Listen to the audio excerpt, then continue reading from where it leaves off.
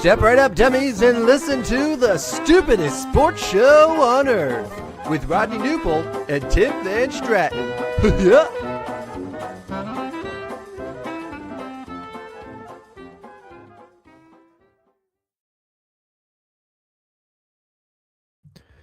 Well, hello, dummies, and welcome to episode number 127 of the stupidest sports show on earth. My name, as you all know, is Tim Hulkamania Van Stratton. I'm joined by the legendary, the great, the sizzling Rodney Newpol on a Tuesday night. Super Bowl week. We did it. We made it. Yes. How are you, Rodney? Good, man. Good. Doing well. Tracking the little NBA action tonight. Isaiah Collier tonight, 17 points, 22 assists, and good find on his box score, playing 48 minutes tonight. So congrats to him. Shout out to him. Bunch going on in the NBA tonight. We'll get to more of that after we talk football, but plenty going on. Yeah, I truthfully, and I don't know if this is like any lack of ball knowing on my part, but I truthfully had no idea what was going on in the Pacers Jazz game until I hopped on and you were like, "Do you see what Isaiah Collier did?" I was like, I can't say I did. But yeah, 17 points, 22 assists. But honestly, more impressive is, the fact that he played 48 minutes in a game that did not go to overtime. He did not sit. There was no sitting for that man. Where, Utah had the big trade today. They had 7 guys that played, 3 of them at 40-plus minutes, and then Collier played all 48. Like, that is more impressive than anything that NBA players are doing nowadays. No? Yeah. Yeah, no, that's impressive, and not sure. I mean, they only played 7 guys. I know they have guys hurt and they have guys traded. I'm not sure it's the wisest of move to play a guy 48 minutes, but I guess when the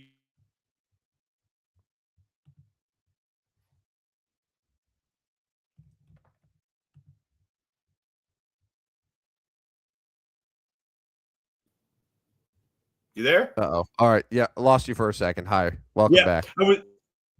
I was wondering because he was leading the DraftKings King of the Court, and he was going to get 5.4K to each. I wondered why the reasoning was for picking him. Well, they only had 7 eligible players, so makes sense.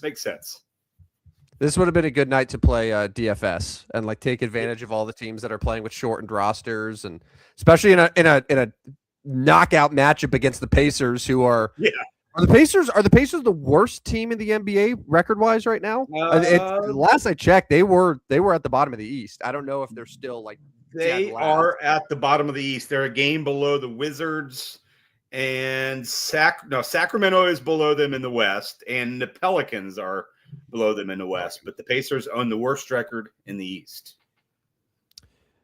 They were like 3 quarters away from winning the NBA Finals in June. Yeah. They were right there. I mean, is Halliburton worth that much? Well, I mean, they've been not just Halliburton; they've been totally bombarded with injuries elsewhere. Like so many guys have just been up and down, and also they lost Turner as well. Mm-hmm. But like they've had a horrible problem staying healthy this year, and but yeah, maybe this Tyrese Halliburton guy is important a bit. But all right, Rodney, we've spent a little bit too much time talking about the Pacers here. So I want to preface this by saying that it is Super Bowl week. We're not probably going to talk too much about the game until Thursday's show. Correct. There's only so much we could say at this point. But I'm going to let you decide here. Do we want to talk NFL, including some of the coaching hires that we've seen? Because now all of the head coach vacancies have been filled across the league. Do we want to start NFL, or do we want to keep it rolling with NBA here? I'll let you decide. I think we can go briefly with the NFL, and like you said, on Thursday we'll kind of give picks and break more of the game down. But we can probably finish with go NFL and then get back to the wild stuff that's going on in the NBA. So it sounds like Sam Darnold is going to be fine. He had a couple, the shoulder concern, but not sure it's that big a concern. Coaching moves, I don't know. I guess my only question is Clint Kubiak, was he focused the entire time getting his team ready? Because we've seen this before where a coach may have lost some focus because he's looking for a new job. I guess that would maybe be the biggest concern. But other than that, I mean, it's been a fairly slow news cycle for the Super Bowl. Now the coaching changes, that has not been slow. I'm not sure if it's just my algorithm is not showing me a ton of NFL stuff right now. And I was actually going to bring this up to you. Like, it does feel, at least to me, like there's just not a lot of juice around this particular matchup. Like, okay, so last year was the Chiefs and their quest to get back, like to win because what would they be the first back-to-back champion, right? Like there had never been 3 in a row. Correct. So that was their sort of goal, and obviously Mahomes and Kelsey and all that. You had an Eagles team that was loaded. That was a great team that had Saquon Barkley. It felt like there was so much star power and there were so many storylines surrounding that game, and even like the years before that. This year, I'm not hearing much about anything. I'm not hearing much from the Seattle side, certainly. The New England side, maybe some Vrabel quotes during the Super Bowl media day, but have they had media day yet? Has it happened? Is it coming up? Media day was last night. Okay. It's Monday night. It's really the only time you'll hear from the players during the week. And from all reports I heard, and most of mine is from Dan Patrick and Colin Cowherd, it was pretty subdued. It was pretty businesslike. It was, and I guess that makes sense with a Mike Vrabel team that it's businesslike, right? Like that's pretty much. Vrabel gives quote. Like Vrabel has quotes though. Like he. This is the same guy who said that he would he'd chop off his what to win a Super Bowl. That's a quote that he had back with Tennessee. So like this is the coach. So like he can give a quote. Yeah. But like I don't know. Like the storylines, there's not really too many storylines here because it's a Patriots team that, although it's not a Brady led team, people are like, okay, yeah, it's the Patriots. Like we've seen this before. Like it just feels familiar, even though it's a second year quarterback and it's Vrabel in his first year at the helm there. And then the Seattle side, I just think that like the Seahawks are a really, really good team, but not a team that like a bunch of people who don't watch football regularly are gonna like they don't know who Sam Darnold is. Right. And maybe that's what it is. Like it's no Mahomes, it's no Brady. Like of all of the homes in America that are going to turn on the Super Bowl, that really just watch the Super Bowl every year, like they're going to be like, who are these people? Yeah. No, you're right. You're right. And I guess one thing there, I guess I've heard a lot of is the backstory of Sam Darnold and how he basically stayed pretty grounded through all of this and figured out a way to survive in the NFL through just some terrible start to his career with like going to the Jets and getting Adam Gase as your head coach. And did you realize on Adam Gase so Adam Gase was his head coach and never once since he got fired has he sniffed an NFL job? So yeah, was that the last time that he's been with any NFL team? Because he was a coach with the Dolphins before that. So he was the head coach of the Dolphins, and then he became the head coach of the Jets. So he was a head coach in the league for 5 straight years. Yeah, but and then since then, just nothing. Sense. Nothing. Yeah. And getting drafted by the Jets. So yeah, I mean that's really, I guess, for me, what I've heard most of is like the story behind Sam Darnold. But I mean, I don't know. Like, I don't think he's a dislikable character, but I just don't find a lot of reasons to like, oh, I really, really like this Sam Darnold guy. I don't know. I don't dislike him, but I don't. He's boring. Like you could say it. He's a little boring. He's a little boring. What do you know on a personal level about Mike McDonald? Very little. Very little. Like that's kind of what I mean. Like this. So like the Seahawks team from a decade ago, it was Marshawn Lynch.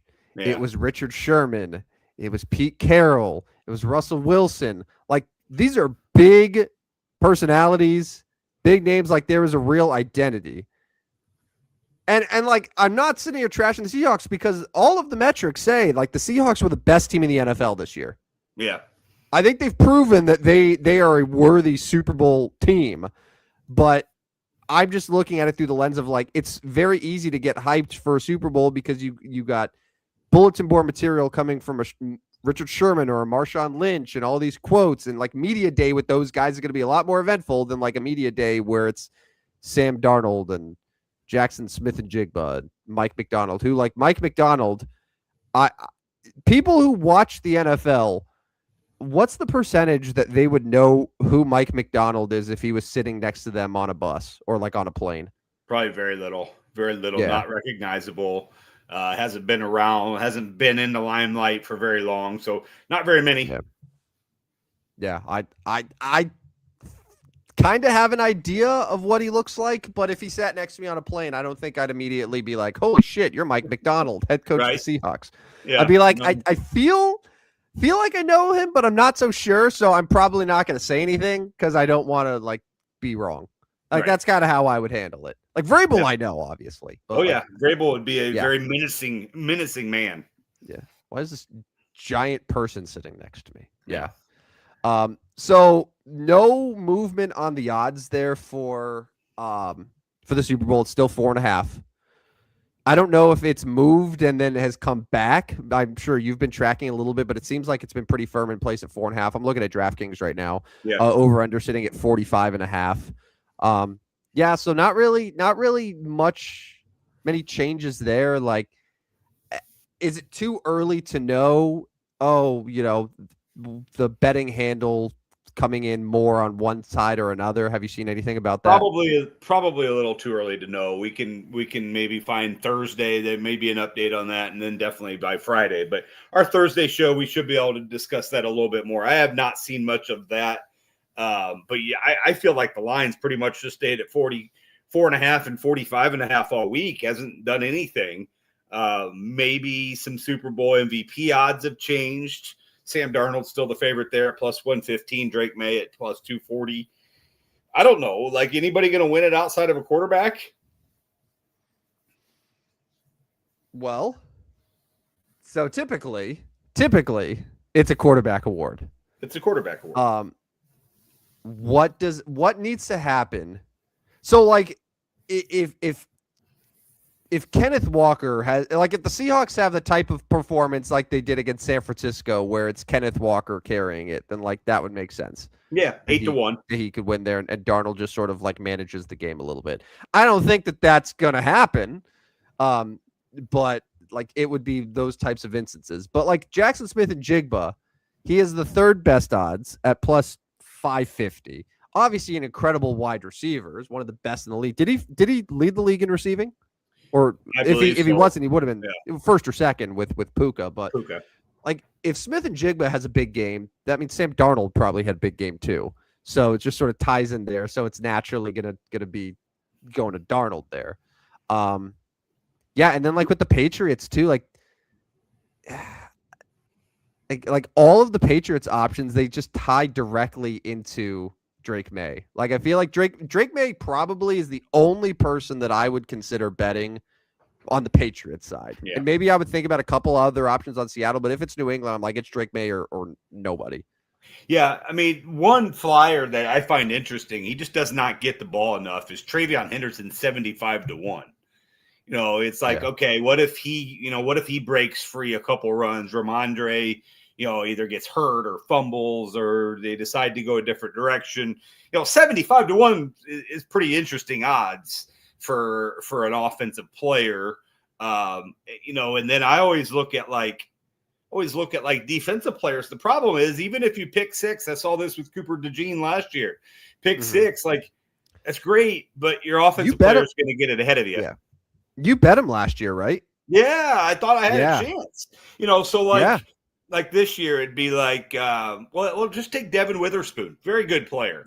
100-1 odds. But, like, he has to completely – and same with Christian Gonzalez. Like, I don't know. Like, that's just too difficult to – it's just so skewed offensively, I guess, is my point here. Yeah. So was it Dexter Jackson with Tampa? He had the 2 pick sixes, and that's how he was able to win Super Bowl MVP. Malcolm Butler was the MVP of wasn't he? in the Patriots Seahawks right. Super Bowl, the first one. You're right. Yes. Yeah. So like a play like that. So it would require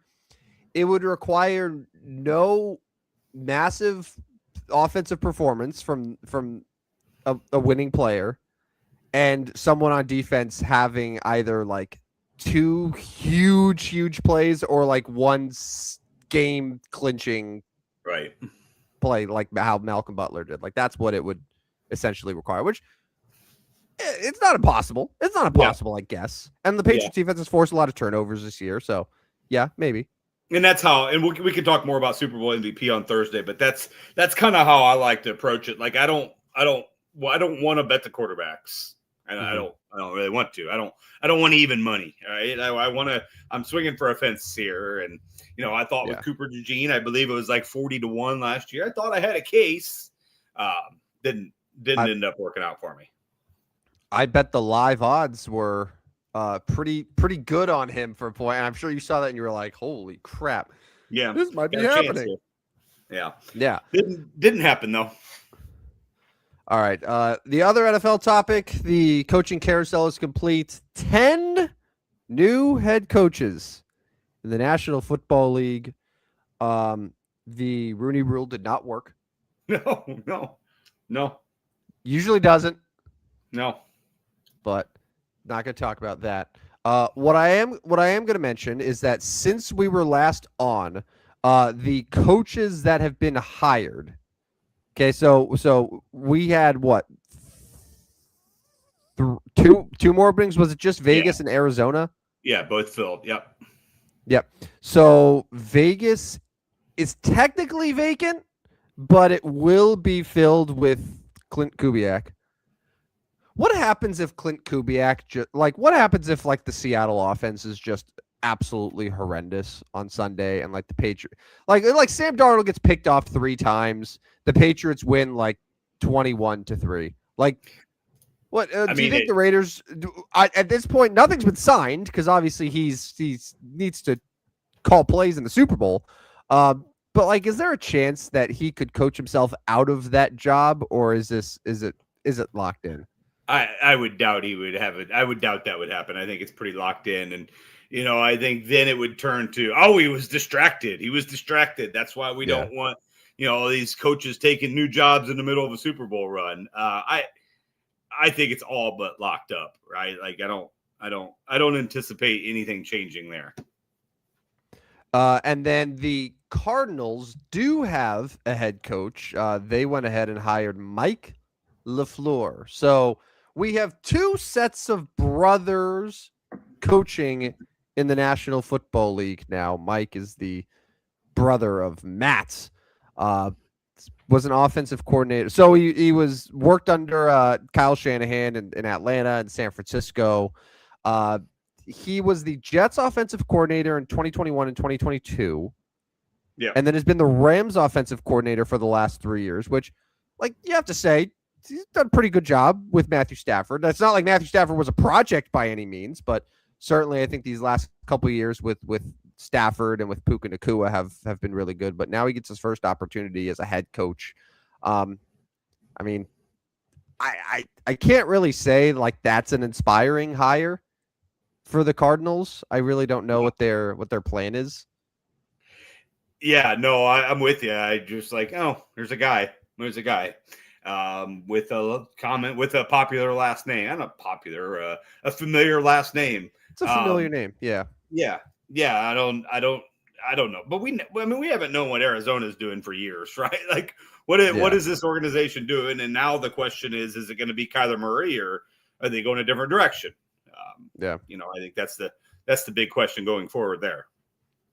So, okay, out of the 10 head coaches, what is your who will have the most success in their first year? And if you had to pick one of these coaches, so these are 2 questions. One is who is going to have the most success in their first season, because there always seems to be like a great first year. Like it was Ben Johnson this year, and we've seen it happen before. Usually a first-time head coach, at least one, like has a great year. Obviously, Mike Vrabel this year.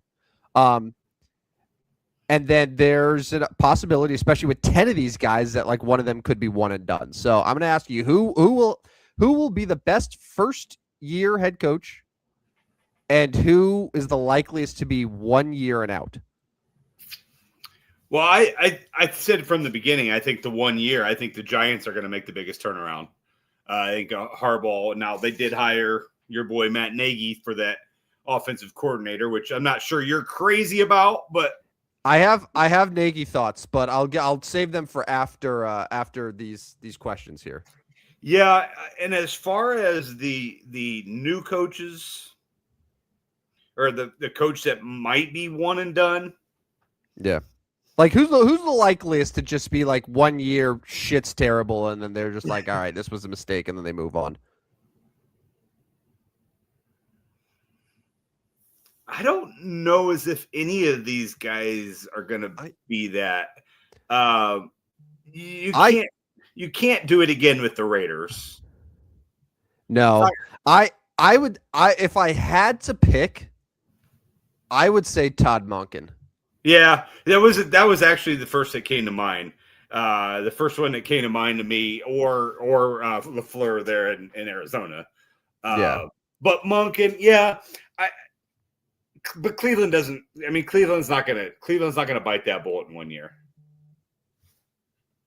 I mean, shit. Hugh Jackson got 2 or 3 years there, so Hugh Jackson won like 2 games as a head coach in 3 seasons.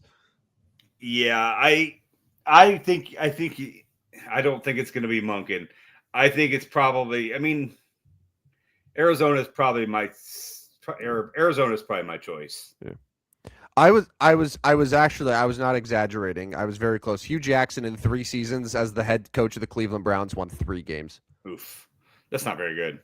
3 wins in 3 seasons. So Freddie Kitchens was one and done in 2019 for what it's worth. He went 6-10 and then he was fired for Stefanski. It's like the Browns have had usually like the coaches are like 2 years. Like Mike Pettin was 2 years. Hugh Jackson was 3 years inexplicably. Pat Shurmur was 2 years. Remember Rob Chudzinski? Yeah, remember that name. It was one and done in 2013. Eric Mangini was 2 years. So it's pretty common for them. But yeah, I would say just because of the team. And like what happens if like, because Todd Monken's coming in as an offensive guy. Like he's an offensive guy. The job is to whether it's Shador or whoever, like that's his role there, or Watson, or God knows who's going to be the quarterback. Like if that team just stinks offensively, it's like, why are you here? And it's not like he's a young coach who they feel like is going to have upside. Like he's going to be 60. So I just think that's probably why they would keep him another year, is being a veteran presence. And all right, this first one stunk, but you'll get a second year. We owe it to you. Your time in the NFL. I would be surprised at that one. I wouldn't be surprised if, but Arizona seems content just being there though. So this is an easy answer. I'll say they all last more than 1 year. That's the bold prediction. So all 10 make it to 2027. Yes, that's what I'll say. Okay. Yeah, and I'm just looking right now. So out of the 10, so Stefanski obviously had head coaching experience. Monken was a college head coach. Yeah. Jeff Hafley was a college head coach. Obviously, John Harbaugh, Mike McCarthy, Robert Saleh. So because Joe Brady's never been a head coach, Jesse Minter's never been a head coach, Mike LaFleur hasn't, and then I don't think Clint Kubiak has at any level either. So no. Six of the 10 have had head coaching experience at some level, and 4 of them it's their first time. So yeah, pretty interesting there. But you brought up Matt Nagy, and yeah, I got to be honest, like going from early, like right away once Harbaugh was fired, it's like Todd Monken's coming with him. I'm like, sweet, perfect. Obviously that fell through. I was like, oh, that's okay. There's a lot of options there, like Cliff Kingsbury's there. Like there's, Charlie Weiss Jr. is a name that a lot of Giants fans wanted from his work with Jackson Dart. I'm like, oh, that could work. But no, it's Matt Nagy. I don't know how fair it is to judge like the Chiefs the last couple years on Matt Nagy, considering that it's Andy Reid's offense and Andy Reid is the one that's still calling the plays. Right. Now that said, it is maybe a little concerning that Andy Reid wasn't like, "Hey Matt, why don't you call the plays here in these 3 years?" But I was doing a little bit of digging and I was looking at the history of John Harbaugh offensive coordinator hires just to sort of get a sense of, is this normal? And I'll tell you on the front end, none of us should have been surprised at all that John Harbaugh went for a guy like Matt Nagy. So I'm going to give you some names here, okay? So John Harbaugh got the job for Baltimore in 2008. His offensive coordinator that he hired, his first offensive coordinator in Baltimore, was Cam Cameron. Do you remember Cam Cameron? Yeah, he coached in Indiana. Yeah, he was also the Miami Dolphins head coach for 1 year. I think they won one game, and he was fired. So Cam Cameron was the first offensive coordinator he hired, but a former head coach, and then was there for 4.5 seasons. Was actually fired in the middle of the 2012 season that the Ravens would then go on to win the Super Bowl just a couple months later. Yeah. So Cam Cameron was then replaced by the interim and then permanent Jim Caldwell, who, former head coach. Jim Caldwell was there for a year, got another job, and then was replaced by Gary Kubiak, former head coach, who was there for a year, got the head coach job in Denver. After Gary Kubiak left, he was replaced by Mark Trestman. No. Terrible head coach, but a head coach nevertheless. So first 4 offensive coordinators that he hires were all coming off of basically head coaching jobs in the NFL. Yeah. Like Caldwell and Kubiak, fine, but like Cameron was a disaster, Trestman was a disaster. And like, that's what it is. But like, you see right there the pattern of he cares about experience and coaching more so than just like who's going to be the scheme guru. Yeah. Like a, you know what I'm saying? Like he doesn't really want some 28-year-old wonder kid coach. Like he wants a leader on the offense who, even if the scheme isn't like world bending, he knows, okay, whatever, they'll handle the offense. They're a grown up. I got to worry about other stuff. His 3 coordinators right after that. So there was Marty Mornwig for another 2 seasons, who I can't remember if I don't think he was a head coach previously, but he was originally on Baltimore staff and then got promoted. Greg Roman was also on Baltimore staff and then got promoted and was there for like 4 seasons. And then Todd Monken was the one who he got hired out of Georgia, but like offensive coordinator for many years, former college head coach. So like all of those guys were experienced. Most of them had head coach experience. All of them were offensive coordinators before at some point. Basically like Philadelphia. So the Eagles just hired Sean Mannion as the offensive coordinator a couple days ago. So like Sean Mannion was an offensive assistant for 1 season, like a quarterback coach for 1 year, and then this is his first year as an offensive coordinator. So like a coach for 2 years and his first time really calling the plays now with Philadelphia. John Harbaugh's the total opposite of that. John Harbaugh's like, no, I need you to be like, you need to be a coach for a long time before I could trust you. So like Matt Nagy fits that bill. And I could tell you, none of those guys that I said, there was not a single person, I'm sure, who when they were hired or promoted or whatever, that Ravens fans were like, hell yeah. Like that's the hire we wanted. Like none of those were exciting. Even I cannot imagine that like when Greg Roman got promoted, people were like, yes, finally. Right. Or like when Gary Kubiak got hired or Mark Trent, like they're like, oh, finally, yes. Like, oh, this dynamic offense. Like, so Matt Nagy sort of just fits all that. So, yeah. And the last point that I'll make is like, those are quite a few offensive coordinators in Harbaugh's tenure there. The longest serving one was Cameron, who made it almost 5 seasons. It was like 4 and 4.5 seasons. So Harbaugh, even though he's really hands off with the offense, I think he still is like, all right, if something's not working, like he's okay with moving on or letting them go in a different direction. And with Matt Nagy, I could see a scenario playing out where if Nagy's good this year, he'll get hired as a head coach somewhere and get a second chance and move on. But if it's been 2 seasons and Dart hasn't really progressed that way, he'll find another option, but an experienced option nonetheless. Yeah, because I mean, Nagy was right there to get head coach job this year. Like they thought he was going to, right? That's most of the reason he left Kansas City. Yeah, so he was out of contract, but yeah, he was I'm pretty sure the runner up for the Tennessee job. Yeah. He was getting interviews. Like NFL circles still value him. Mahomes and Kelsey and those guys have been very like they've handed praise to him on multiple occasions. Like they think very highly of him. So like maybe we just think differently about him a little bit because we saw the tenure up close with the Bears. Yeah. But also like we need as fans to think about how much of that is coaching versus how much of that is players. Like right. Yeah. It was Mitch Trubisky and a rookie Justin Fields. Right. Were his quarterbacks in Chicago. Like at this point, we know who both those quarterbacks are. Like they've been on multiple teams, they've had multiple coaches. We know who they are. Like they are backup level quarterbacks in the NFL that were drafted to be starters, and like no one has been able to uncover that, like Matt Nagy or anyone else.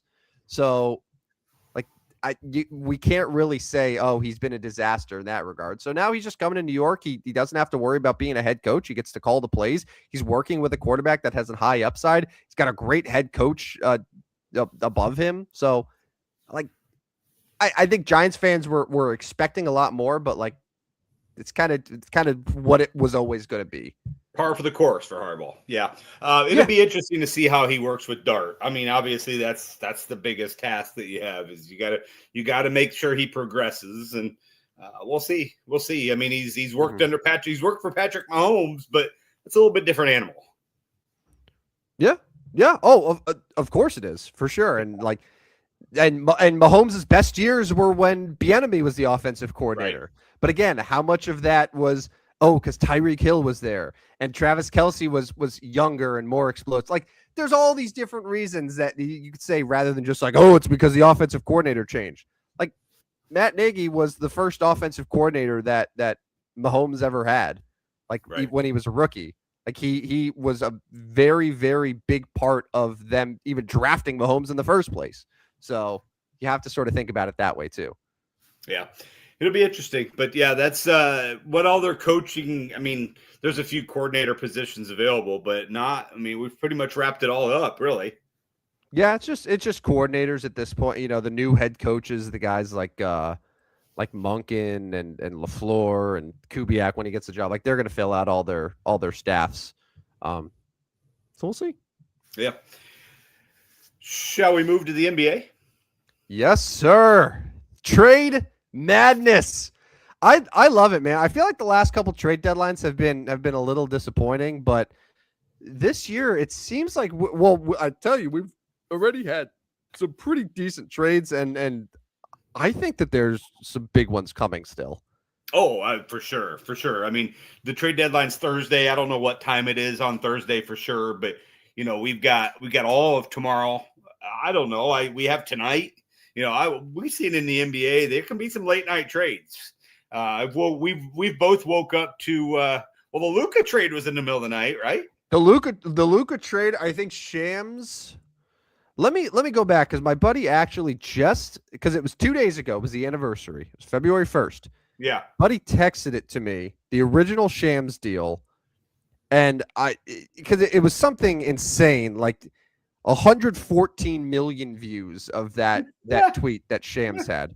Yes. So Shams Charania tweeted it. It was 11:12 p.m. Central Time. Jeez. So it was actually like Eastern Time. February 2nd was the official day. So yeah, it was 12:12 a.m. February 2nd Eastern Time, where Shams Charania tweeted out the trade. That now is up to 115 million views, over 300,000 likes, over 100,000 retweets. Like one of the most internet breaking deals ever. And yeah, it was reported at midnight. Like for those that have ever been paid by page views, that's a dream come true right there. Yeah. yeah, yeah. One of your articles gets hit for that much, and you're loving life. But anyways, no, that's but anyway, back to the NBA. So we have tonight, we have tomorrow, trade deadline. I'll look up the exact time, but yeah, I mean, we'll have 36 hours or so. I do think there'll be some more that goes on and some big ones. So the trades that have happened so far, so probably 3 hours ago, the James Harden for Darius Garland swap. Yeah. That it was somewhat sort of hinted at last night. It wasn't like said by Shams or whatever, but there was enough sort of smoke around the fire, and then gradually throughout the day, there were some reports, like I forgot who it was, but they were like, yeah, basically both guys expect to be traded for each other. So it was just sort of like, when is it going to go down? So Harden, who's on an expiring deal, if I remember correctly, is going to Cleveland. Garland and a second round pick go to LA. What's fascinating about that deal in particular is that the Clippers made this trade when they've won 18 of their last 22 games. Yeah, playing well. They were near the bottom of the Western Conference for the first however long of the season, and they've totally turned everything around. Kawhi Leonard is now an all-star. He was named as a replacement today. But despite that, they're like, you know what? Let's trade James Harden. And James Harden, just being the person who's never happy anywhere he is, was like, yeah, I don't want to be here anymore for some reason. So he's now with Cleveland to pair with Donovan Mitchell. He doesn't want to be here because Kawhi is taking over he's taking over the team, right? I mean, he's clearly not the one in LA, and he don't like it. He's not going to be the one in Cleveland either. Like Donovan Mitchell, I think is still going to be the number one guy. Like James Harden's 36 years old. I don't know why he expects to be the guy everywhere he goes. Like you're on your sixth team now, dog. Come on. Yeah. No, I'm with you. I agree with that, but I don't know. Like, and does he think he's going to have a better chance of winning the NBA title in Cleveland? History says no, right? I don't know, but Clippers they haven't had a chance either. So it's pretty 50-50 with the Clippers and Cavs on their chances are just as good as the other. Like neither one of them have real good chances to win the NBA finals this year. Well, Clippers definitely not.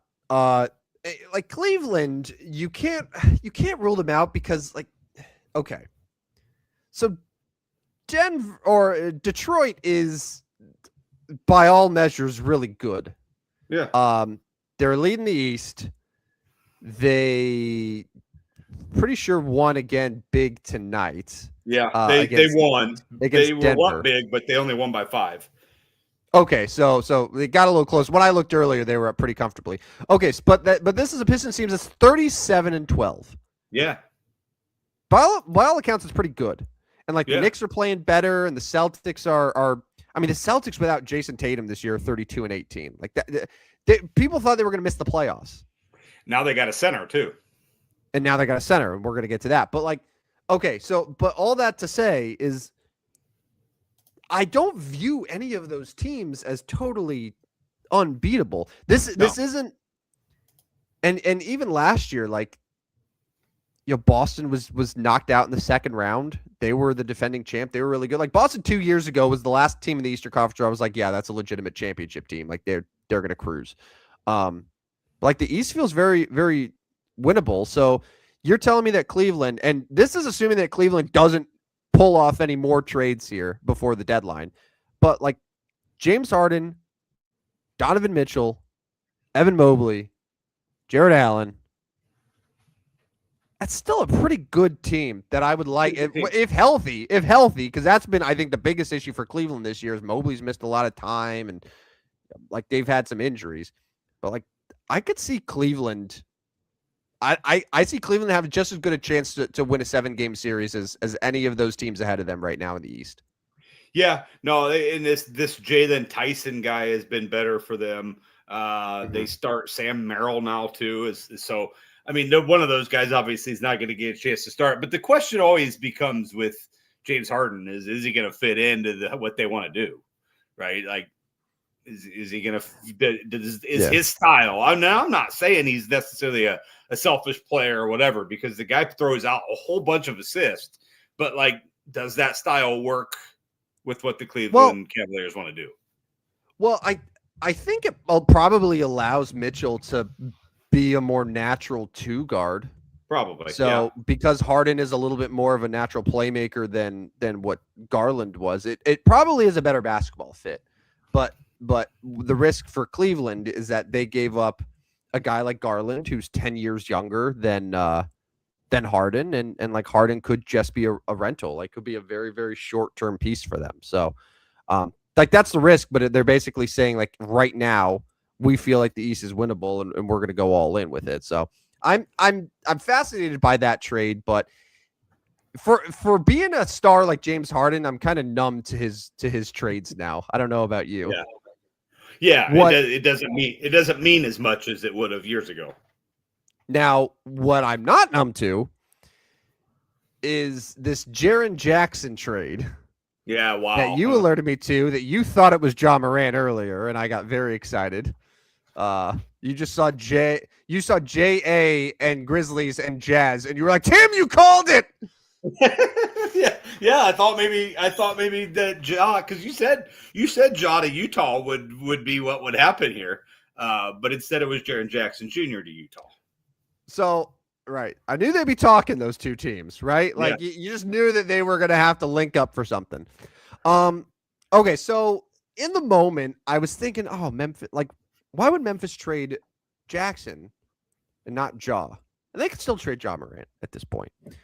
But the more that I've sort of digested and processed it, I kind of think Memphis totally robbed Utah here.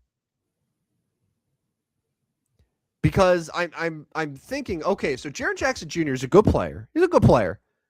But he's too small to be a 5. He's not a great like rebounding 4. Like he's a very good player, but I wouldn't say like he's someone to build around. And the contract extension that he has signed doesn't go into effect until next season. So Memphis is basically trading him before that contract kicks in. They get 3 first-round picks.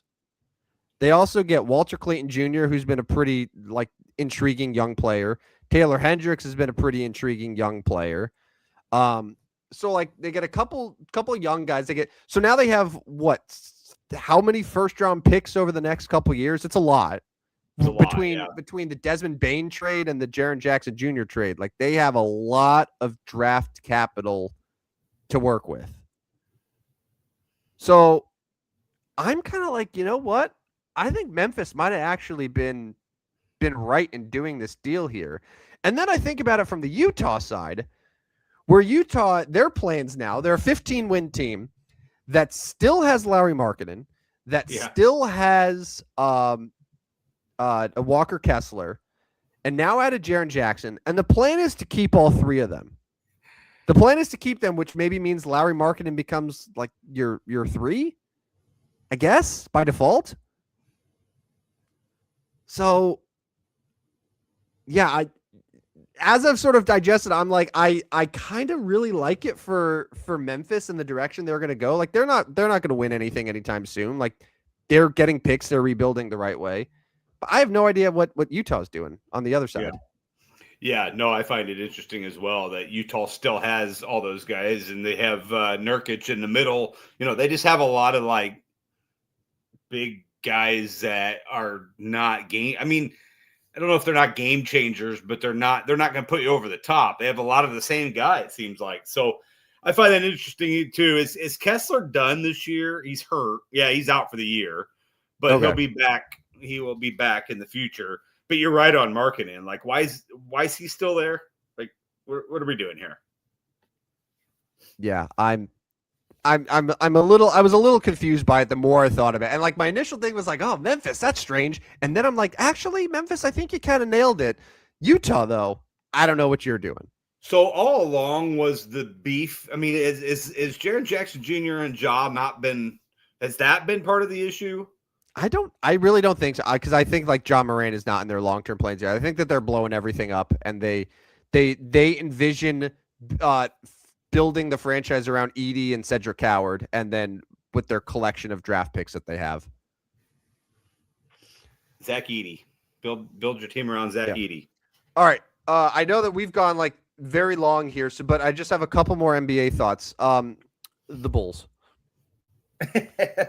I can't even say like, hey, finally they're doing it. Like they're blowing it up. Great. Because so the Bulls, they move Herter and Saric, and they get Jaden Ivey and Mike Conley Jr.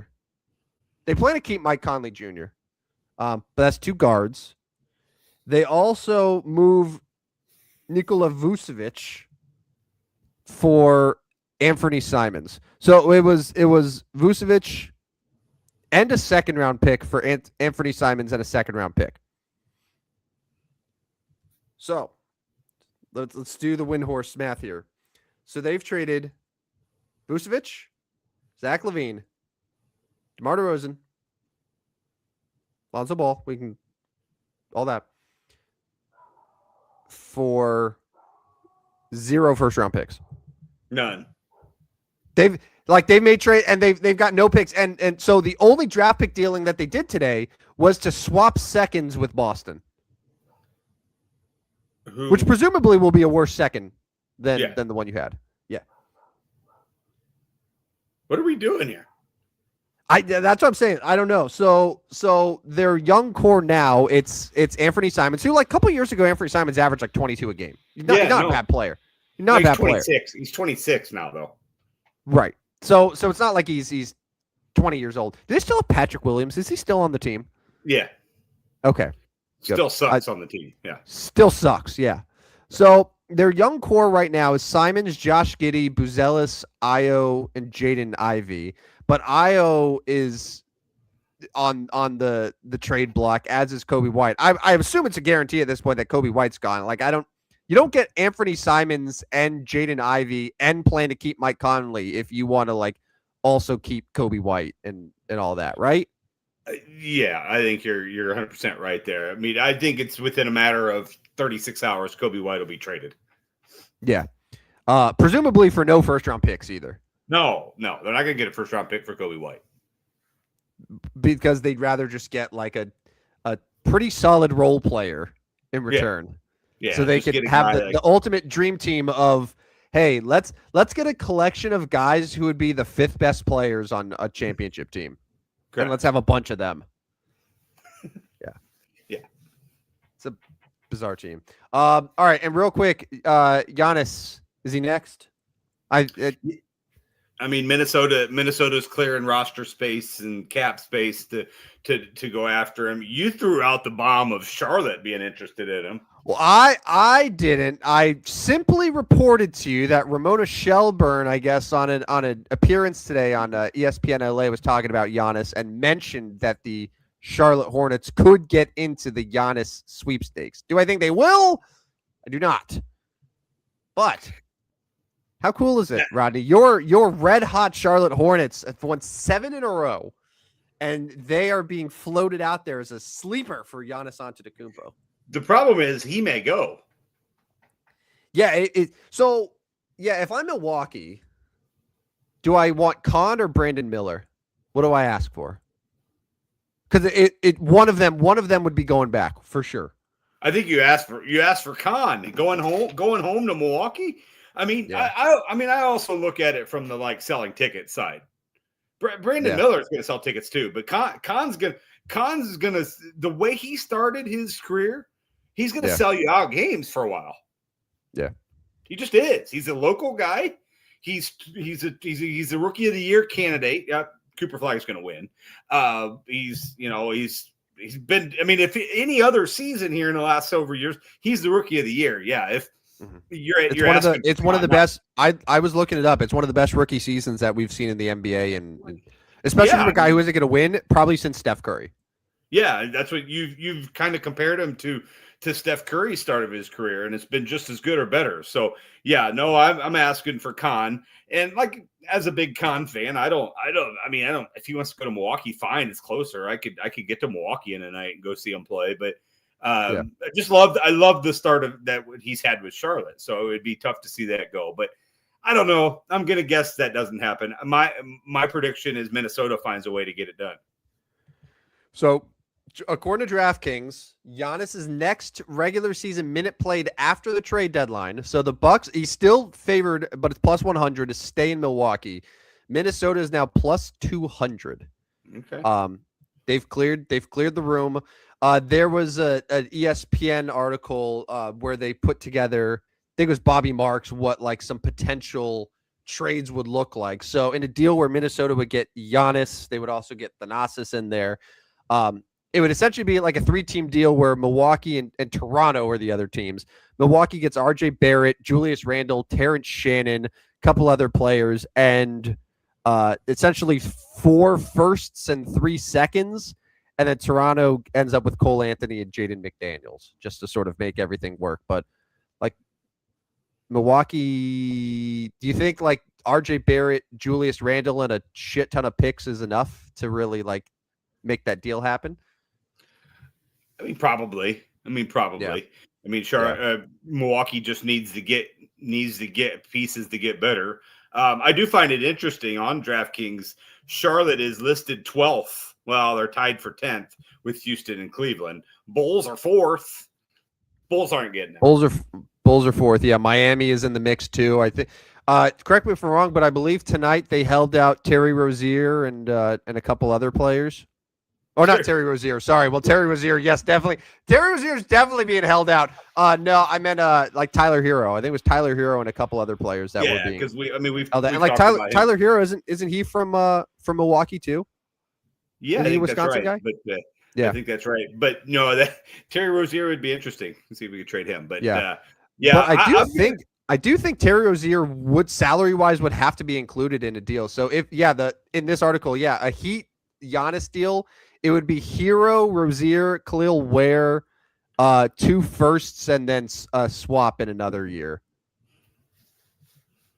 I like Terry Rozier ain't gonna play again, so it's really like Tyler Hero, Khalil Ware. That's not that enticing of a package. If I'm Milwaukee, I really don't think so. Yeah. It's going to be interesting to see what happens. You don't think he'll go in the next 36 hours? I do think he'll get traded. And real quick, one more Giannis note that I just learned recently, that he is eligible for a supermax, to sign a supermax next season. But in order to sign the supermax, he has to be on that team for at least 6 months. Meaning that if Giannis gets traded in the offseason, he won't be eligible to sign the supermax before the season starts. The only way that he can get it signed before opening night is if he gets traded before this deadline.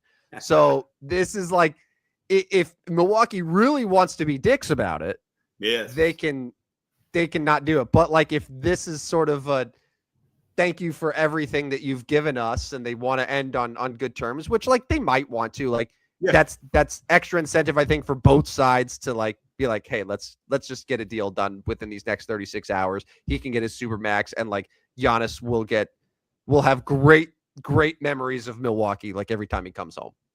Like that's probably a way that you have to think about it. No? Yeah. Or they can just be dicks about it. That too. Yeah. And they might. They probably will. All right, you have 60 seconds. See you, Brendan Donovan. You said it last week that he was going to be on the move. He's on Seattle now.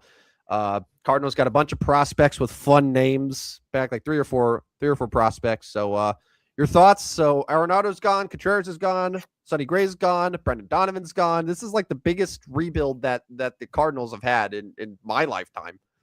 Yeah, no, they're going to be young. They're going to be inexperienced. But if the Nolan Arenado trade didn't get it done, now the Brendan Donovan trade of opening up J.J. Weatherholt's position is a spot for him in the infield. It is exciting to maybe see a Weatherholt, Mason Wynn, middle infield.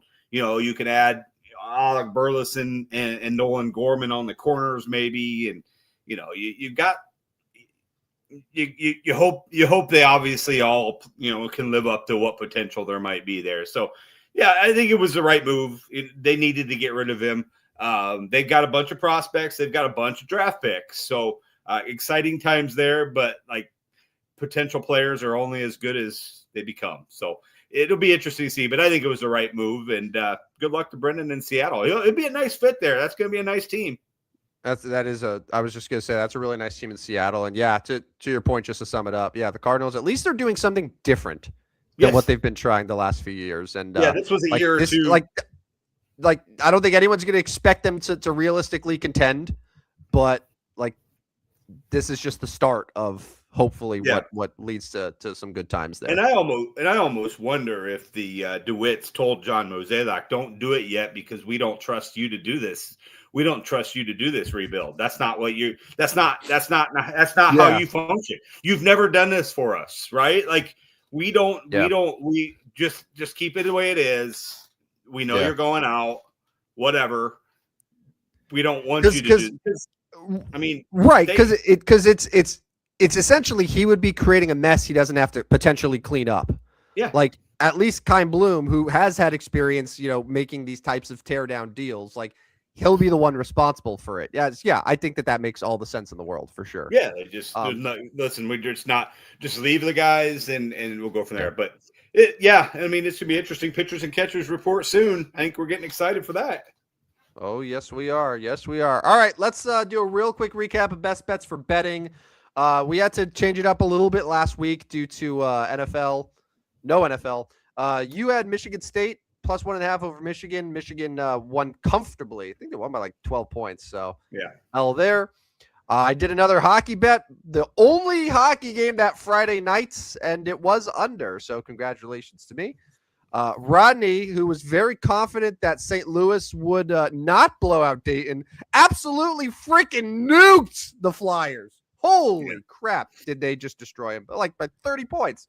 Yeah. St. Louis is on the move again tonight. They're beating Davidson at Davidson by 8 with 5 minutes to go. So looking to move to like 23-1 now. I, with all my expertise and skill, masterfully picked Grand Canyon minus 1.5 at home against Boise State because I know exactly what I was betting there. So it was a good start for me, but you gained some ground here. The Magic took care of business against the Raptors. I did not think the Grizzlies would be gutless losers again to the Pelicans, the worst team in the NBA, but I was wrong because they were. You were all over the Knicks. They won that game real comfortably against Portland. I was all over the Celtics. They won comfortably against the Kings. You had a nice win with this one. Villanova cruised to victory over the Friars. And this one was bad. Like the Lakers, like the first quarter, the Lakers were up by 25 points. And I was like, okay, I misread how that game was going to go. Luka ended up playing, and the rest was history. I think they won by like 40. So all that to say, though, that you and I both went 3-2 on the week, which means our records get better, but you have not gained any ground. You were still 2 games back in the standings. So we'll Thursday we'll obviously do a couple Super Bowl, maybe even all 5. Maybe we'll find like I might do all Super Bowl. We might have to do all Super Bowl. Yeah. I think that's the right choice. We'll find 5 bets to make and go from there. Yeah. All right, Mount Rushmore of 27. We talked about it a little bit on Thursday. This was going to be a big number, particularly in Major League Baseball. I'm sure that's where you want to start here because there are quite a few players that we can get to right off the jump. Yeah, I mean, I think when you look at this, like Mike Trout, Vlad Jr., Vlad Sr., Carlton Fisk, Giancarlo Stanton. I mean, there's 4 names: Juan Marichal, Jose Altuve. Jose Altuve, he cheated. He can't get on this list. But yeah. I mean, when you're starting Major League Baseball and you got to pick one of them, it's your guy Mike Trout, right? Oh, well, by career WAR, I think Mike Trout is the best number 27. I think Mike Trout is probably going to end up being if he's not, he is already, but even more so, yeah, the best 27 in baseball history. And like, there's some good competition. Like Vlad Sr. was 27 his entire career. Vlad Sr. is a Hall of Famer. I loved Vlad Sr. He was my favorite for sure. And then like Vlad Jr. is also excellent. And Giancarlo Stanton has been wearing it for 16 years and still going right now. Giancarlo could end up with 500 homers. wearing the number 27, which would be huge. But yeah, I got to give the edge to Mike Trout here. So we can come back to Major League Baseball because I'm going to say we don't need to include the NBA. The best 27s. Yeah. Unless you love Rudy Gobert. Yeah, no, I do not love Rudy Gobert or Jamal Murray. Well, I was going to say, this is now first-time All-Star Jamal Murray. Yeah. No, they don't deserve it over any of those baseball guys we just named. I don't think so. No, Zaza, Pachulia, and others in that one. So I think we can skip over the NBA, but we can move to the NFL. The first one that came to mind to me was Eddie George, running back from the would be the Titans, whatever the Titans team was at that point. The Oilers. I think it was mostly Titans at that point still, but would have been the Oilers. Yeah. So I think to me, Steve Atwater was on there as well. But I probably would choose Eddie George, to be quite honest with you. I think so. I think so too. That's who I would say above Malcolm all the Jennings, other options. Tre'Davious White, but I'm Kareem Hunt, current number 27. But I think we could go with Eddie George here. So our first two would be Mike Trout and Eddie George. I'll move to the NHL and see what we got in NHL. But I know one that immediately comes to mind for me in the NHL is Scott Niedermayer. Yeah, probably a good choice there. 4 Stanley Cups and a Conn Smythe. I think he probably deserves it. So Scott Niedermayer, Mike Trout. Yeah, I'll confirm just to make sure that there's no better option. But I feel pretty good about Scott Niedermayer. I mean, one of the best defensemen of all time for sure. Yeah, I don't think you're going to find anything in the NHL better. Ron Hextall, remember him from the Flyers? Yeah. He wore 27. But I think you go with Niedermayer, Trout, Eddie George. Alex Pietrangelo, too, your boy. Yeah, Alex Pietrangelo. Is he still in the league? I think that he technically is on Vegas, but he's like, yeah, he's not playing this year. We're not sure if he's going to play again. So he's kind of in that, like, he might be medically retired. He might come back. I mean, shit, Jonathan Taze is playing again. So, but like Pietrangelo, there's a chance he's done. But so Jeremy Roenick was 27 for the Blackhawks, but he didn't wear it his whole career. Yeah. So who's the second baseball choice then? Trout and who? I'm almost tempted to say Vlad Senior. What do you think? Hall of Famer. Yeah, I mean, Juan Marichal is way too. I mean, he's not really our time. I'm sure he deserves as well. I wouldn't know that he was number 27. I know Juan Marichal. I wouldn't know that he was 27. Yeah. So Mike Trout, Vlad Senior. All right, I'm good with that. So Mike Trout, Vlad Senior, Scott Niedermayer, Eddie George. I gotta say, this is a hell of a night for Anaheim sports to have Vlad Senior, Mike Trout, and Scott Niedermayer on the Mount Rushmore of 27s. Yeah, didn't think about that. Yeah, the Anaheim. Yeah, there you go. Loaded. Tim's childhood right now is so full.